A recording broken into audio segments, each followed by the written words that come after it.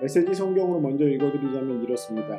내면 세계 곧 마음과 생각이 올바른 너희는 복이 있다. 그때에야 너희는 바깥 세상에서 하나님을 볼 수 있다. 네, 여러분 하나님을 보고 싶으신가요? 그리고 하나님을 본다는 것은 어떤 의미일까요? 여러분 혹시 그런 질문 들어보신 적은 없습니까? 나에게 하나님을 보여줘. 그럼 내가 믿을게. 뭐 이렇게 물어보는 이야기들 들어보신 적이 분명히 있을 겁니다. 그리고 우리도 신앙생활을 하다 보면 하나님을 본다는 것, 하나님을 뵙고 싶은 마음도 사실 들고요. 근데 어떻게 해야 될지 모르는 때가 있습니다. 아니, 사실은 잘 몰라요. 그런데 예수님께서 구약 성경에는 하나님을 본 사람은 죽는다라는 얘기, 또 하나님을 볼 수 없다라는 그런 이야기들을 예수님께서는 바꾸셨습니다. 뭐라고 바꾸셨냐면 마음이 청결한 사람은, 마음이 청결한 자는 하나님을 볼 것이라고 말씀해 주셨어요. 그러니까 하나님을 볼 수 있는 방법은 마음을 청결히 하는 것, 마음을 깨끗하게 하는 것이라고 그렇게 말씀해 주셨죠. 그럼 그게 어떤 뜻일까요? 왜 마음이 청결해야지 하나님을 볼 수 있고, 마음이 청결하다는 것은 어떤 의미로 우리가 받아들여야만 할까요? 먼저 단어를 좀 살펴보면 이렇습니다. 마음으로 번역된 헬라어 단어는요, 카르디아라는 단어입니다. 전인적인 부분, 그러니까 단순히 이제 마음 한 부분, 어느 특정한 한 부분을 의미하는 게 아니라 전인적인 거예요. 인간 전체를 통틀어서 이야기하는 것이죠. 히브리어 단어는 레브라는 단어로 쓰였습니다. 그런데 이것을 이 마음이라고 쓰여진 이 히브리어 단어는요, 심장이라는 의미도 있어요. 히브리 사람들에게 마음은요, 심장에 있다라는 생각이 있었고, 또 그리고 단순히 감정을 느끼는 영역만을 말하지 않습니다. 사람의 전인적인 사고와 행동을 주관하는 곳이 바로 마음이라고 생각을 하는 거죠. 그렇게 인식한 거예요. 그래서 생각과 감정과 행동을 다 포함하는 것을 마음이라고 얘기하는 것이죠. 그렇다면 청결하다라는 건 또 무엇일까요? 마음이 청결하다. 연결해서 생각해보면 이래요. 청결하다로 번역된 카르다로는 흠이 없다라는 뜻입니다. 다시 말하면 전인적으로 흠이 없는 사람, 그 마음의 중심에 흠이 없는 사람, 생각, 의지, 행동이 흠이 없는 사람, 깨끗한 사람을 말하는 것이죠. 바울 사도는 데살로니가 전서를 마무리하면서 이런 마음에 대해서 이야기해 주었습니다. 평강의 하나님이 친히 너희를 온전히 거룩하게 하시고 또 너희의 온 영과 혼과 몸이 우리 주 예수 그리스도께서 강림하실 때에 흠없게 보존되기를 원하노라. 우리가 삶을 살아가면서요, 이렇게 마음이 청결해진 것, 중심에 흠이 없는 삶을 살아야지 하나님을 볼 수 있다라고 얘기하는 거예요. 근데 너무 어려워요. 이게 도대체 중심에 흠이 없이 산다는 게 어떤 것이죠? 그게 왜 하나님을 볼 수 있는 것이죠? 웨슬리 목사님, 그 감리교회 창시자인 웨슬리 목사님은 이걸 이런 식으로 표현하셨습니다. 내 욕심과 욕망을 빼어낸 의도의 순수성을 갖는 것이라고 생각해도 좋을 것 같아요. 지금 내가 하고 있는 일, 내가 생각하고, 내가 계획하고, 내가 지금 행동하고 있는 일에 의도의 순수성이 있어야 된다는 거예요. 얼핏 들으면 이게 별로 상관이 없는 얘기 같은데, 구약 성경의 얘기를 하나 해드리고 싶습니다. 발람이라는 사람이 있었습니다. 이 사람은 굉장히 힘 있는 사람이었어요. 그러니까 이 사람이 축복하면 진짜 복을 받아요. 그리고 이 사람이 저주하면 진짜 저주의 능력도 있었나 봐요. 근데 이 사람이 하나님의 이름으로 이 축복과 저주를 했던 사람입니다. 이 발람에게, 이 한마디로 영적인 파워가 있었던 이 발람에게 발락 왕이 찾아와서 가나안 땅을 향해 가는 이스라엘 백성들을 저주해 달라고 얘기합니다. 발람이 나는 하나님의 말씀을 듣고 그런 걸 하는 사람인데 나더러 가지 말라고 하셨다고. 당신이 나에게 당신 집안의 모든 은금을 주고 좋은 것을 준다고 해도 나는 못 가겠소라고 얘기했습니다. 근데 발락이 또 이제 계속 얘기를 하니까 그럼 하나님께 한번 여쭤보고 그 다음에 결정하죠. 이런 식으로 이제 말을 바꿔요. 그러다가 그는 결국은 발람은 발락을 따라갑니다. 그런데 이 발락이 발람을 데리고 이스라엘을 저주해 달라고 이렇게 보여줬는데 그의 입에서 저주의 얘기가 나오는 게 아니라 하나님이 축복의 말씀을 주셨어요. 복을 빌어주는 말씀을 주셨습니다. 두 번째도 그랬어요. 그러다 보니까 이 발락은 화가 나고요. 자기가 데리고 온 이 신령한 사람이 저주해달라고 한 대상에게 오히려 축복의 얘기를 두 번이나 하는 걸 보고 굉장히 화가 납니다. 그런데 이 발람이 그때 가서 깨달아요.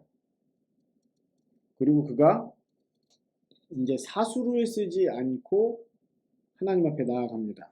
자, 민수기 24장 1절부터 4절 말씀인데 이건 꼭 한번 읽어드려야 될 것 같아요.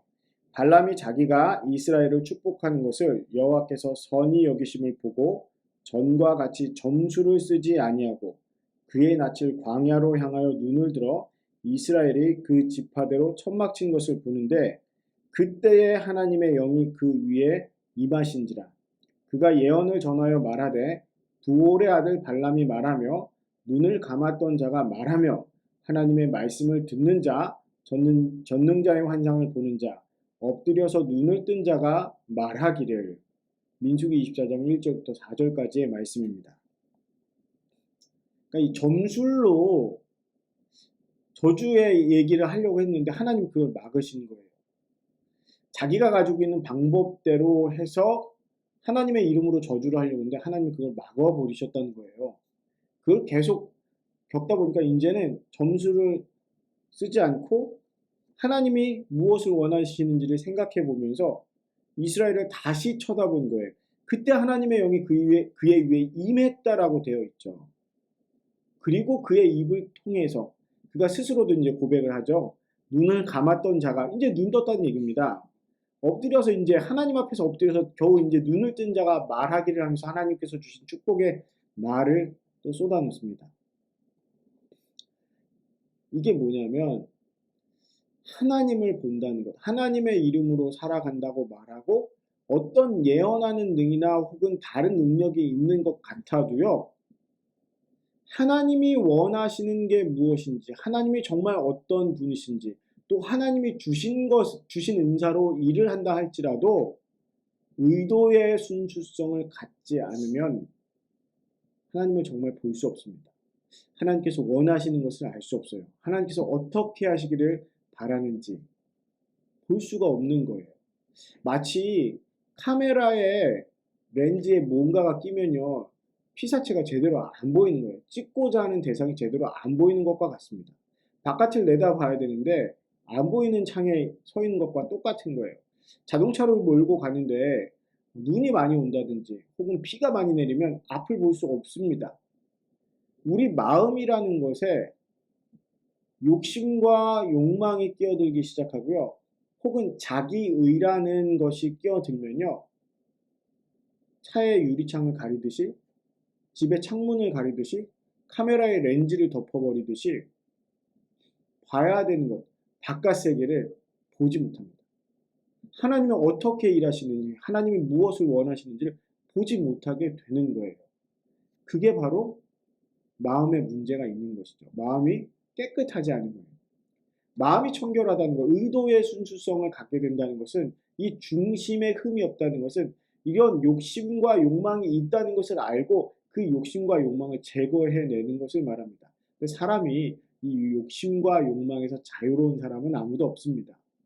그러나 나에게 욕심과 욕망이 있다는 사실을 알고 하나님께 고백하고 순전하게 나아가면 하나님이 그것을 제거해 주시고 또 그리고 그것이 무엇인지를 알게 되는 일들이 생겨나는 것이죠. 안타깝게도 오늘 말씀 가운데 얘기했던 발람은요. 하나님을 그렇게 봐놓고서도 하나님의 뜻대로 하지 않습니다. 이스라엘은 그 이후에 바알 부올의 사건이라는 것에 휘말립니다. 우상 숭배하는 거예요. 그 우상 숭배와 함께 간음의 일들도 성적 타락도 있었어요. 이 모압 여인들, 모압의 신들에게 제사 지내고 이러면서 문제를 일으켰습니다. 하나님께서 진노하셨죠. 그 일을 주도한 사람이 발람이에요.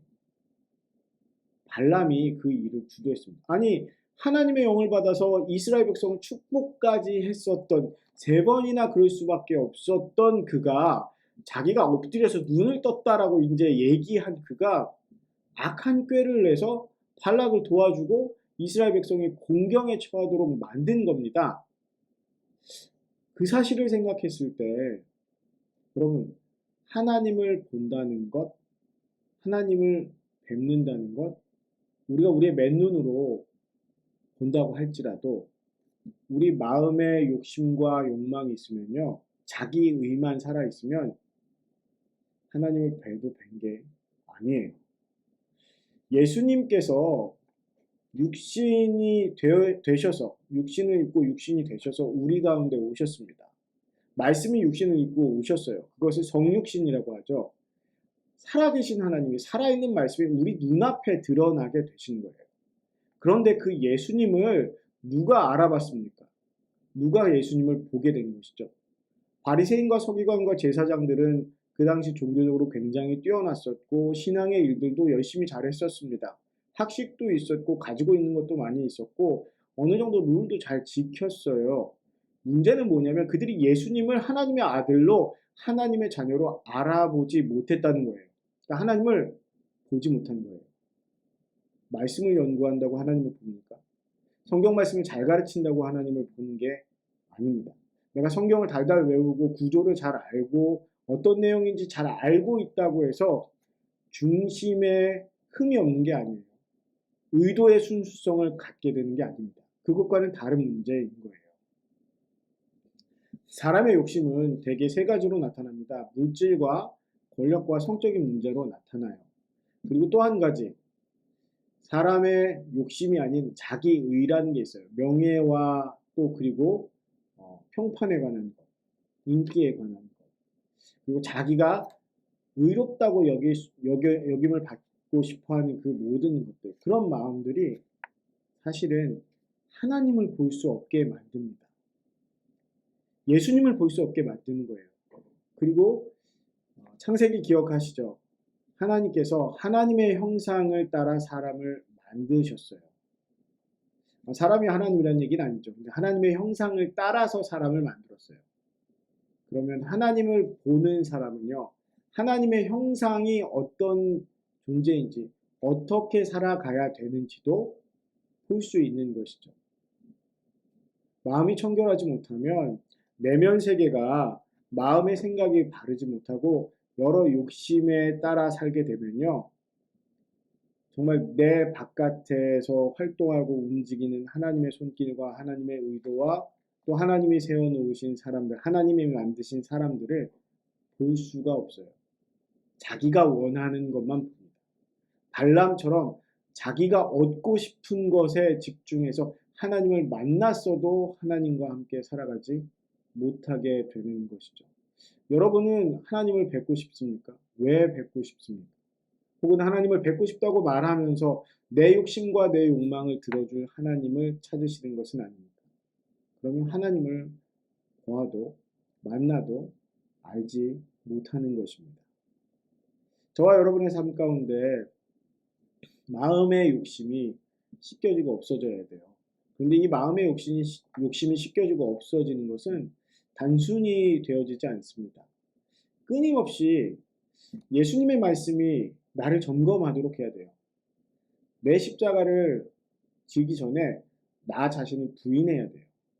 하나님의 말씀, 예수님의 말씀 앞에서 내가 정말 마음의 생각과 방향이 바른 것인가, 옳은 것인가를 점검하고 물어보고 엎드려 기도하고 주님의 음성을 들으려고 애쓰고 그리고 주님께서 원하시는 것을 위해서 내 이기적인 욕심을 버릴 줄 알아야 합니다. 그리고 그것을 하나님께 고해야 돼요. 주님, 제가 이것을 버리고 싶은데 잘 되지 않습니다. 주님, 이 욕심 버릴 수 있도록 해주세요. 고백하고 진솔하게 나아가야 됩니다. 의도의 순수성은 솔직히 내가 담보할 수 있는 게 아니에요. 하나님이 나를 이끌어 주셔야 되고 내 있는 모습 그대로를 알려드릴 때, 보여드릴 때, 하나님 앞에 엎드릴 때, 또 그리고 그 말씀으로 점검할 때 가능한 일입니다. 이번 한 주 저와 여러분들의 내면에 이런 의도의 순수성이 다시 회복되고 내가 하는 일이 어떤 일이든지 나에게 주신 사명, 나에게 주신 직장, 나에게 주신 관계 가운데서 의도의 순수성, 내 욕심과 내 이익을 위한 선택이 아닌 의도의 순수성을 하나님께서 무엇을 원하시고 어떻게 하시길 원하는지를 다시 한번 물어보고 하나님을 만나는 시간들이 되시기를, 하나님을 경험으로 알고 보게 되는 시간이 되시기를 주님의 이름으로 축원합니다. 기도하겠습니다. 주님 앞에 우리의 참 모습이 어떤지를 알게 하시니 감사드립니다. 주님, 마음의 중심이, 나의 삶의 중심이 흠이 없기를 원합니다. 내 힘으로 할 수 없사오니 주님께서 깨끗하게 씻어주시고 치워주시고 하나님을 보게 하여 주시옵소서. 감사드리며 예수 그리스도의 이름으로 기도드립니다.